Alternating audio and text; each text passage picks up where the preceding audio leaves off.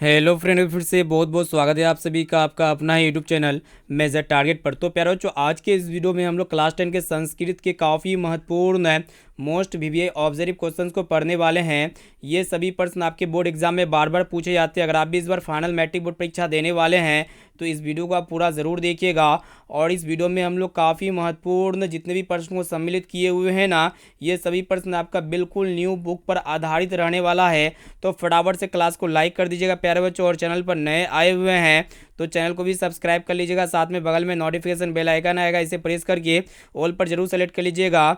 और जितने भी अभ्यर्थी अभी तक हमारे व्हाट्सएप ग्रुप में नहीं जुड़े हैं तो फटाफट से मेरा व्हाट्सएप नंबर को नोट कर सकते हैं। मेरा व्हाट्सएप नंबर है 6206076569। इस नंबर को आप सेव कीजिए। आप बोले कि सर हमें व्हाट्सएप ग्रुप में जोड़ दीजिए, तो हम आपको व्हाट्सएप ग्रुप में जोड़ देंगे, ठीक है। तो चलिए प्यारे बच्चों, देखते हैं यहाँ पे आज का पहला प्रश्न के साथ वीडियो को प्रारंभ करते हुए देखते हैं आज का फर्स्ट प्रश्न क्या कराए कि यहाँ पे देखिएगा आपसे पूछा जा रहा है, काफ़ी महत्वपूर्ण प्रश्न है कि कालिदास ने किस नदी का वर्णन किया। अत्यंत महत्वपूर्ण प्रश्न है आपके बोर्ड एग्जाम के लिए। तो प्यारे बच्चों, कालिदास ने जो है ना किस नदी का वर्णन किया था, तो मंदाकिनी नदी का वर्णन किया था। आपके बोर्ड एग्जाम में एक प्रश्न ये भी पूछे आते हैं कि मंदाकिनी किस पर्वत के किनारे बहती है, यानी कि मंदाकिनी जो नदी है ना प्यारे बच्चों, ये किस पर्वत के किनारे के पास बहती है, तो चित्रकूट पर्वत के पास बहती है। आपके बोर्ड एग्जाम में एक प्रश्न ये पूछे आते हैं कि मंदाकिनी का नाम किसने दिया था, तो कालिदास ने दिया था। आपके बोर्ड एग्जाम में एक प्रश्न ये भी पूछ लिए आते हैं, ये जो मंदाकिनी है ना प्यारे बच्चों, मंदाकिनी जो है ना किस कांड में वर्णित है, तो अयोध्या कांड में वर्णित है। साथ में इसे भी आपको याद होना चाहिए। अब चलिए प्यारे बच्चों, देखते हैं यहाँ पे अगला प्रश्न। देखिएगा नेक्स्ट क्वेश्चन क्या कराए कि यहाँ पे आपसे पूछा जा रहा है कि राम प्रवेश राम उच्च विद्यालय में कौन सा स्थान प्राप्त किया। अत्यंत ही महत्वपूर्ण प्रश्न है आपके एग्जाम के लिए। तो प्यारे बच्चों, राम प्रवेश राम उच्च विद्यालय में तीसरा स्थान प्राप्त किए थे। आपके बोर्ड एग्जाम में एक प्रश्न ये पूछे जाते कि राम प्रवेश राम को कितने अंक मिले, तो 600 अंक मिले थे।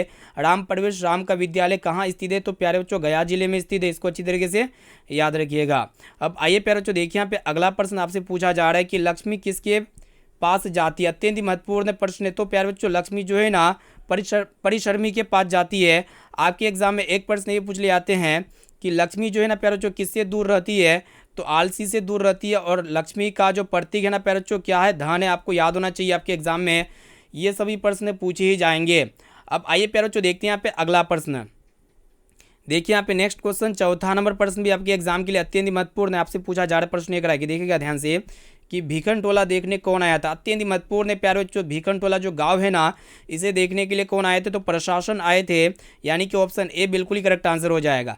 आपके एग्जाम में एक प्रश्न ये पूछे जाते कि भीखन टोला में प्रशासन किस उद्देश्य से आया था, तो निरीक्षण करने के लिए आए थे। प्यारे बच्चों, प्रशासन वहाँ किसकी तारीफ की थी, तो सफाई की तारीफ की थी।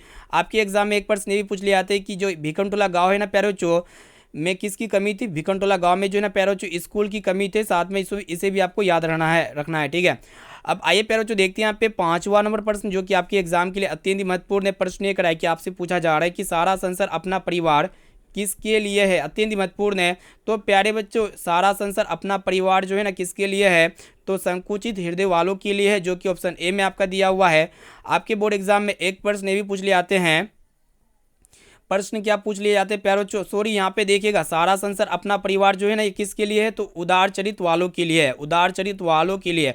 उदार चरित का मतलब क्या होता है प्यारे बच्चों, आपको पता होना चाहिए, दयालु होता है, ठीक है, दयालु, ठीक है। सारा संसार अपना परिवार किसके लिए है, तो उदार चरित वालों के लिए, यानी कि दयालु के लिए। आपके बोर्ड एग्जाम में एक प्रश्न ये पूछ ले आते हैं कि सारा संसार अपना परिवार किस नीति ग्रंथ से लिया गया है, तो नीति शतक से लिया गया। इसको अच्छी तरीके से याद रखिएगा। अब चलिए प्यारे बच्चों, देखते हैं यहाँ पे अगला प्रश्न की तरफ बढ़ चलते हैं। यहाँ पे क्लास को बिल्कुल संपूर्ण शुरू से लेकर आखिरी तक जरूर देखिएगा। यहाँ पे प्रश्न ये कराया कि आपको बताना है कि अवेर, करुणा और मैत्री भाव से किसकी उत्पत्ति होती है। काफ़ी महत्वपूर्ण है। तो फटाफट से बताइए प्यारे बच्चों, किसकी उत्पत्ति होती है, तो शांति की उत्पत्ति होती है। और प्यारे बच्चों, शांति का शत्रु कौन होता है, तो हिंसा होता है, ठीक है। आपके एग्जाम में एक प्रश्न ये पूछ ले आएंगे कि ये मैत्री भाव से किसे लाभ होता है, तो समाज को लाभ होता है। इसको अच्छी तरीके से याद रखिएगा। अब आइए प्यारे बच्चों, देखते हैं यहाँ पे अगला प्रश्न क्या कर रहा है कि यहाँ पे आपसे पूछा जा रहा है कि अपने और पराये की गणना कौन करता है, ठीक है। तो अपने और पराये की गणना जो करता है ना प्यारे, संकुचित हृदय वाला लोग करते हैं। यानी कि यहाँ पे ऑप्शन बी में आपका दिया हुआ बी वाला विकल्प इसका बिल्कुल ही करेक्ट आंसर हो जाएगा। आपके एग्जाम में एक प्रश्न ये पूछ ले आते हैं कि संकुचित हृदय में कौन सी भावना होती है, तो दवेश की भावना होती है। आपको इसे याद होना चाहिए, किसकी भावना होती है प्यारे बच्चों, दवेश की भावना होती है, ठीक है।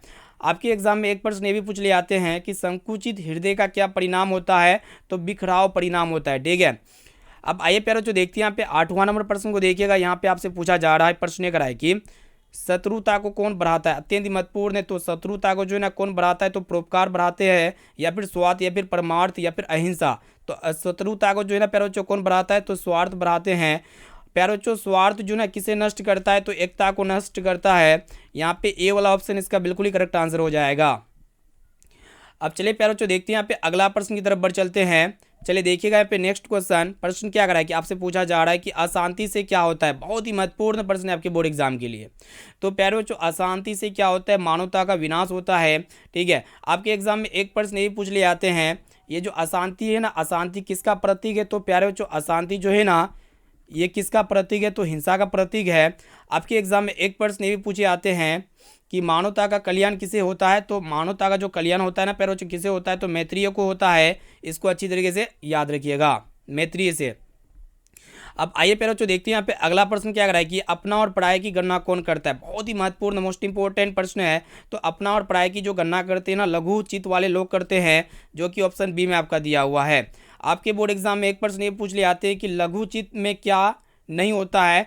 तो लघु चित्त में जो है ना प्यारे बच्चों क्या नहीं होता है, तो मैत्रेय भाव नहीं होता है। ठीक है, और दीर्घ चित्त वाले जो होते हैं लोग किसे मानते हैं, तो पूरे संसार को मानते हैं। इसको अच्छी तरीके से याद रखिएगा।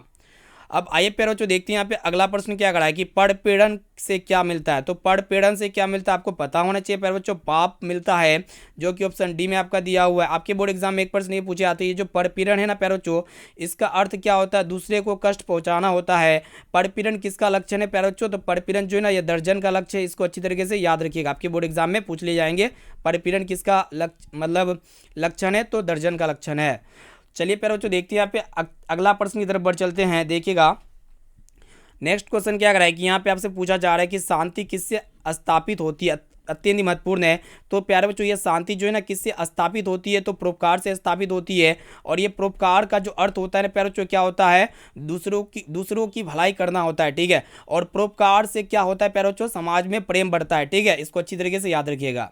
अब आइए प्यारे बच्चों देखते हैं यहाँ पे नेक्स्ट क्वेश्चन। यहाँ पे क्लास को बिल्कुल आप शुरू से लेकर आखिरी तक जरूर कीजिए। यहाँ पे एक एक क्वेश्चन आपके आने वाले बोर्ड एग्जाम के लिए बहुत ही महत्वपूर्ण साबित होने वाला है।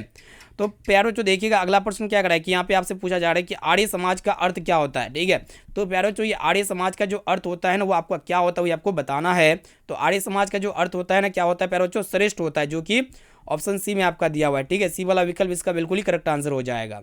आपके बोर्ड एग्जाम में एक प्रश्न ये पूछे आते हैं कि आर्य शब्द किस भाषा से लिया गया है। ये जो आर्य शब्द है ना प्यारे बच्चों, ये किस भाषा से लिया गया है, तो संस्कृत भाषा से लिया गया है। और ये आर्य शब्द का प्रयोग जो है ना प्यारे बच्चों किसने अधिक किया था, तो स्वामी दयानंद ने किया था। इसको अच्छी तरीके से याद रखिएगा। चलिए देखिए यहाँ पे नेक्स्ट क्वेश्चन यहाँ पे आपसे पूछा जा रहा है कि स्वामी दयानंद का जन्म किस परिवार में हुआ था। तो प्यारे बच्चों स्वामी दयानंद जी का जन्म जो है ना कर्मकांडी परिवार में हुआ था, जो कि डी वाला विकल्प बिल्कुल ही करेक्ट आंसर हो जाएगा। आपके बोर्ड एग्जाम में एक प्रश्न ये पूछ ले आते हैं कि स्वामी दयानंद का जन्म कहाँ पे हुआ था। तो टंकारा ग्राम में हुआ था। इसको अच्छी तरीके से याद रखिएगा प्यारे बच्चों। आपके बोर्ड एग्जाम में एक प्रश्न ये भी पूछ ले आते हैं कि ये जो स्वामी दयानंद जी है ना, स्वामी दयानंद ने किस आंदोलन की शुरुआत की थी। तो ये आर्य समाज की मतलब शुरुआत की थी। ठीक है, इसको अच्छी तरीके से याद रखिएगा। अब आइए प्यारे बच्चों देखिए यहाँ पे नेक्स्ट क्वेश्चन आपके एग्जाम के लिए अत्यंत महत्वपूर्ण, बहुत ही महत्वपूर्ण प्रश्न है।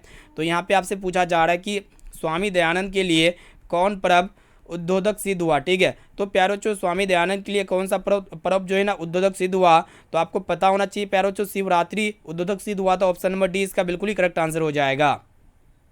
अब चलिए प्यारे बच्चों देखते हैं यहाँ पे अगला प्रश्न की तरफ बढ़ चलते हैं। देखिएगा यहाँ पे 16 नंबर प्रश्न क्या कर रहा है कि यहाँ पे आपसे पूछा जा रहा है कि स्वामी दयानंद की शिक्षा की शुरुआत किस भाषा के माध्यम से हुई। तो संस्कृत भाषा के माध्यम से हुई थी, जो कि ऑप्शन ए में आपका दिया हुआ है।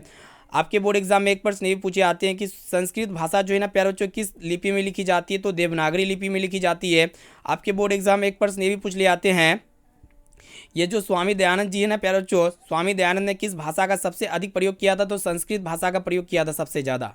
चलिए देखिए यहाँ पे 17 नंबर प्रश्न यहाँ पे आपसे पूछा जा रहा है। प्रश्न ये कराए कि स्वामी दयानंद ने किस नगर में आर्य समाज की स्थापना की। तो प्यारे बच्चों ये स्वामी दयानंद ने किस नगर में आर्य समाज की स्थापना की थी, आपको पता होना चाहिए। मुंबई शहर में जो है ना क्या किसकी स्थापना की थी, आर्य समाज की स्थापना की थी। आपके बोर्ड एग्जाम में एक प्रश्न ये भी पूछ लिया जाएंगे, ये जो आर्य समाज है ना प्यारे बच्चों, आर्य समाज की स्थापना कब हुई थी, तो 1875 ईस्वी में हुई थी। ठीक है, आपके बोर्ड एग्जाम में एक प्रश्न ये भी पूछ लिए जाते हैं, ये जो आर्य समाज है ना प्यारे बच्चों, आर्य समाज का प्रमुख उद्देश्य क्या था, तो सामाजिक सुधार था। ठीक है, इसको अच्छी तरीके से याद रखिएगा। अब आइए प्यारे बच्चों देखिए यहाँ पे नेक्स्ट क्वेश्चन यहाँ पे आपसे पूछा जा रहा है कि स्वामी दयानंद का जन्म कब हुआ था, तो बहुत ही महत्वपूर्ण प्रश्न है। तो इनका जन्म कब हुआ था प्यारे बच्चों, 1826 ईस्वी में हुआ था। और इनका जो मृत्यु हुआ था ना प्यारे बच्चों कब हो गया था, 1883 ईस्वी में इनका मृत्यु हो गया था। ठीक है, आपके बोर्ड एग्जाम में एक प्रश्न ये भी पूछ लिए जाते हैं कि स्वामी दयानंद ने किस पुस्तक की रचना की थी, तो सत्यार्थ प्रकाश पुस्तक की रचना की थी। ठीक है, अब चलिए प्यारे बच्चों देखते हैं यहाँ पे नेक्स्ट क्वेश्चन की तरफ बढ़ चलते हैं। आइए देखिए यहाँ पे 19 नंबर प्रश्न क्या कराए कि यहाँ पे आपसे पूछा जा रहा है कि गुजरात प्रदेश स्थित टंकारा ग्राम किसका जन्म स्थल है। तो बहुत ही सिंपल प्रश्न है, हम आपको बार बार बताए, स्वामी दयानंद सरस्वती का जन्म स्थल है, जो कि ऑप्शन सी में आपका दिया हुआ है। आपके बोर्ड एग्जाम में एक प्रश्न ये भी पूछ लिए जाते हैं कि स्वामी दयानंद का बचपन का नाम क्या था प्यारे बच्चों, तो आप कहेंगे सर मूलशंकर, बिल्कुल यहाँ पे मूलशंकर नाम था। ठीक है, इसको अच्छी तरीके से याद रखिएगा। अब चलिए प्यारे बच्चों देखते हैं यहाँ पे अगला प्रश्न की तरफ बढ़ चलते हैं। देखिएगा नेक्स्ट क्वेश्चन जो कि आपके आने वाले एग्जाम के लिए अत्यंत महत्वपूर्ण है। यहाँ पे आपसे पूछा जा रहा है कि स्वामी दयानंद के बचपन का नाम क्या था, तो हम आपको पहले बताया मूलशंकर था, जो कि ऑप्शन बी में आपका दिया हुआ है। बी वाला विकल्प इसका बिल्कुल ही करेक्ट आंसर हो जाएगा। और इनका जन्म जो हुआ था ना प्यारे बच्चों कब हुआ था, तो 1826 ईस्वी में हुआ था। ठीक है, इसको अच्छी तरीके से याद रखिएगा। आइए देखिए यहाँ पे अगला प्रश्न क्या कर रहा है कि यहाँ पे आपसे पूछा जा रहा है कि स्वामी दयानंद का जन्म किस गांव में हुआ था, तो टंकारा ग्राम नामक स्थल में हुआ था, जो कि ऑप्शन सी में आपका दिया हुआ है। ठीक है, और प्यारे बच्चों ये टंकारा गांव जो है ना प्यारे बच्चों किस राज्य में स्थित है, तो गुजरात राज्य में स्थित है। इसको अच्छी तरीके से याद रखिए, आपके एग्जाम के लिए अत्यंत ही महत्वपूर्ण है। अब आइए प्यारे बच्चों देखते हैं यहाँ पे नेक्स्ट क्वेश्चन यहाँ पे आपसे पूछा जा रहा है कि धर्म की रक्षा किससे होती है, तो धर्म की जो रक्षा होती है ना सत्य से होती है। ठीक है, और प्यारे बच्चों ये सत्य का पालन कौन करता है, तो सज्जन पालन करता है। इसको अच्छी तरीके से याद रखिएगा। आपके एग्जाम में एक प्रश्न ये भी पूछ लिए जाते हैं कि धर्म किसे कहते हैं, तो सच्चाई को क्या कहते हैं प्यारे बच्चों, धर्म कहते हैं। इसको अच्छी तरीके से याद रखिएगा। अब चलिए प्यारे बच्चों देखते हैं यहाँ पे नेक्स्ट क्वेश्चन, अगला प्रश्न यहाँ पे देखिएगा क्या कराए कि यहाँ पे आपसे पूछा जा रहा है कि आर्य समाज के संस्थापक, आर्य समाज संस्था के संस्थापक कौन थे। बहुत ही महत्वपूर्ण प्रश्न है, फटाफट से बताइए इसका आंसर क्या होगा। तो प्यारे बच्चों आर्य समाज संस्था के जो संस्थापक थे ना कौन थे, दयानंद सरस्वती से, जो कि ऑप्शन बी में आपका दिया हुआ है, दयानंद सरस्वती। ठीक है, आपके बोर्ड एग्जाम में एक प्रश्न ये भी पूछ ले आते हैं, ये जो आर्य समाज है ना प्यारे बच्चों, आर्य समाज के विरोध कौन थे, तो मूर्ति पूजक थे, जो कि आपको पता होना चाहिए। अब आइए देखिए यहाँ पे अगला प्रश्न यहाँ पे आपसे पूछा जा रहा है कि स्वामी दयानंद कौन थे। ठीक है, तो स्वामी दयानंद जो थे ना प्यारे बच्चों कौन थे, समाज सुधारक थे, जो कि यहाँ पे ऑप्शन बी में आपका दिया हुआ है। इसको अच्छी तरीके से याद रखिएगा प्यारे बच्चों। अब आइए देखिए यहाँ पे अगला प्रश्न यहाँ पे आपसे पूछा जा रहा है कि मंदाकिनी वर्णम पाठ के कवि कौन है। काफ़ी महत्वपूर्ण प्रश्न है। तो मंदाकिनी जो पाठ है ना प्यारे बच्चों, इसके कवि कौन है वह आपसे पूछा जा रहा है, तो कालिदास है, जो कि ऑप्शन सी में आपका दिया हुआ है।